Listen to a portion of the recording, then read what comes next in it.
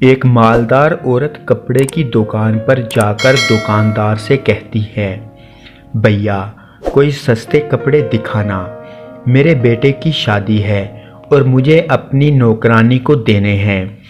कुछ ही देर बाद नौकरानी कपड़े की दुकान पर जाती है और दुकानदार से कहती है, भैया थोड़े कीमती कपड़े दिखाना, मुझे अपनी मालकिन को उनके बेटे की शादी पर तोहफे में देने हैं। गुर्बत का ताल्लुक जेब से नहीं होता बल्कि हमारे दिमाग से होता है।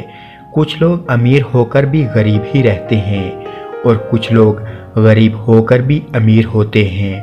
अल्लाह पाक अपने प्यारे हबीब रसूलुल्लाह सल्लल्लाहु अलैहि वसल्लम के सदक़े सब की परेशानियां दूर फरमाए और अपने सिवा कभी किसी का मोहताज ना बनाए।